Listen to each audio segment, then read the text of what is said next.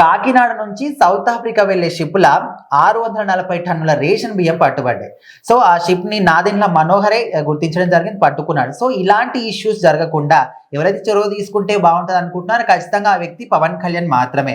ఆయన అయితే ఇలాంటి వాటిని సక్రమంగా నిర్వర్తిస్తాడు. సో ఆయన ఈ ఇష్యూలో ఏమైనా చొరవ తీసుకొని ఇంకా ముందు జాగ్రత్తలు తీసుకుంటే బాగుంటుందని నాదెండ్ల మనోహర్ అంటున్నాడు. అసలు ఏంటి దీని వెనకాలన్న కదంతా? అంటే కాకినాడ పోర్ట్ నుంచి కాకుండా వైజాగ్ పోర్ట్ ఉన్న పోర్ట్స్ అన్ని దగ్గర నుంచి కూడా రవాణా చేస్తుంటారు. ఎక్స్పోర్ట్ అండ్ ఇంపోర్ట్ జరుగుతుంటాయి, చాలా స్మగ్లింగ్స్ జరుగుతూ ఉంటాయి, కామన్ ఇవన్నీ. బట్ అందులో కూడా బియ్యానికి సంబంధించి అక్రమ రవాణా చేయడం అనేది కరెక్ట్ కాదు. ఎందుకంటే ఇక్కడే కొరతుందిరా నాయన అంటే నువ్వు పక్క రాష్ట్రంలోకి పెట్టడం. అండ్ టన్నులలో 640 టన్నులు దొరికాయి అంటే వాళ్ళు ఇప్పుడు మనకి ఇక్కడ కిలో బియ్యం 30 రూపాయలు ఉందనుకో, అక్కడ వాళ్ళ ఎట్లా ఇస్తారు, కిలో బియ్యం 150 రూపాయలకు అమ్ముతారు.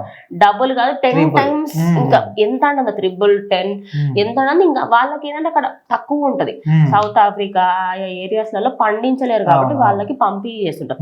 మొత్తంగా ఆయన నాదెండ్ల మనోహర్ కి జస్ట్ ఒక ఇంటిమేషన్ వచ్చిందండి, ఇట్లా కాకినాడ పోర్ట్ నుంచి వెళ్తుంది అన్నట్టుగా. అందులో వేరే ఉన్నాయి, వేరే లేవని నార్మల్ గా ఆబ్వియస్లీ సినిమాలలో మనకు చూపించదంతా నిజం జరుగుతాయి అటువంటి. సో అట్లా కప్పేశారన్నమాట. కప్పేసిందంటే నార్మల్ గా వెళ్ళి చెకింగ్ చేస్తే 640 టన్నుల బ్యాగుల బస్తాలు దొరికినాయి రేషన్ బియ్యం. ఇక్కడ జనాలకి పంపిణీ చేయాల్సింది సౌత్ ఆఫ్రికాకి రవాణా చేస్తుంది అన్నమాట. అటు పంపిస్తూ ఉన్నారు. అక్కడ నుంచి వాళ్ళు ఏమేమి తెప్పించుకుంటారో ఇంకా ఐడియా లేదు. అయితే దీనికి సంబంధించి ఆయనకి ఇంటిమేషన్ రాగానే పోర్టుకు వెళ్ళి చూడగానే ఆయన కంగు తిన్నారనమాట. మామూలు విషయమా? 640 టన్నులు అంటే దాదాపుగా 2-3 సంవత్సరాలు కూడా రాష్ట్రం మొత్తం కూడా తినొచ్చు.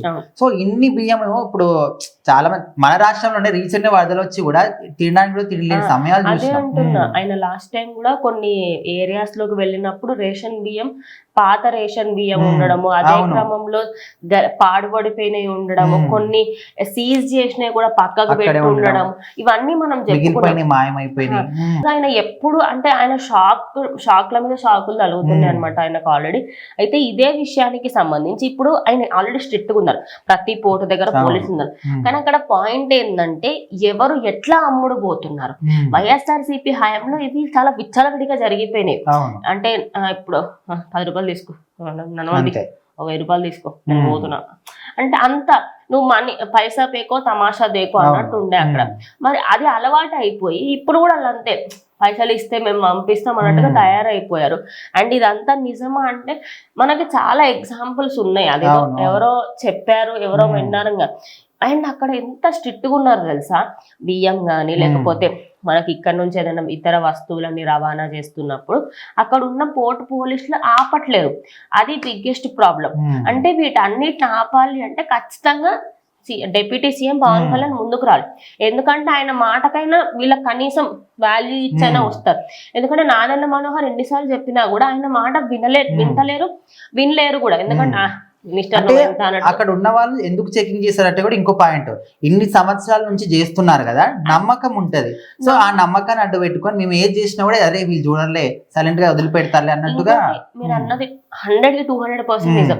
ఇప్పుడు నేను కంటిన్యూస్ గా నేనే వెళ్తున్నా అనుకో, ఆమె తప్పు చేయదు, మావాడు తప్పు అదట్లా పెట్టుకొని వాళ్ళు తప్పుల మీద తప్పులు చేస్తూనే ఉన్నారు. అయితే దానికి సంబంధించి ఆయన అక్కడ ప్రెస్ మీట్ పెట్టి ఇట్లా 640 టన్నులు దొరికాయి, దీనిపైన ఖచ్చితంగా మేము ఛార్జీ తీసుకుంటాము, ఇలా ఎన్నెన్ని జరుగుతున్నాయి, ఏ పోర్ట్లలో ఎక్కడెక్కడ ఎలాంటి సమస్యలు ఉన్నాయి, ఎక్కడెక్కడ నుంచి ఇందులోనే అంత రవాణా చేశారంటే ఇంకా 33 పోర్ట్లు ఉన్నాయి, అవన్నిట్లలో ఎంత చేస్తున్నారు, ఎన్ని కోట్ల సరుకు అంతా వెళ్తుంది ఏంటి. మరి దీనిపైన డిప్యూటీ సీఎం పవన్ కళ్యాణ్ గారు వచ్చిన తర్వాత యాక్షన్ తీసుకుంటారు. ప్రజెంట్ ఆయన ఢిల్లీ పర్యటనలో ఉన్నారు కాబట్టి ఆయన వచ్చిన తర్వాత మొత్తం కంప్లీట్ గా ఈచ్ అండ్ ఎవ్రీ పాయింట్ అసలు ఎందుకు అవుతుంది, మనం ఎక్కడ లోపాలు ఎక్కడ, ఎర్రచందనం పైన స్ట్రిక్ట్ యాక్షన్స్ తీసుకున్నారు, అంటే సందులలో కూడా పోలీసులను పెట్టడం, ఇలాంటివన్నీ చేస్తూ వస్తున్నారు. కాబట్టి ఖచ్చితంగా ఆయన వచ్చిన తర్వాత దీనిపైన ఒక ప్రెస్ మీట్ పెట్టైనా లేకపోతే డైరెక్ట్ యాక్షన్ తీసుకునే అవకాశాలు కూడా ఉన్నాయి.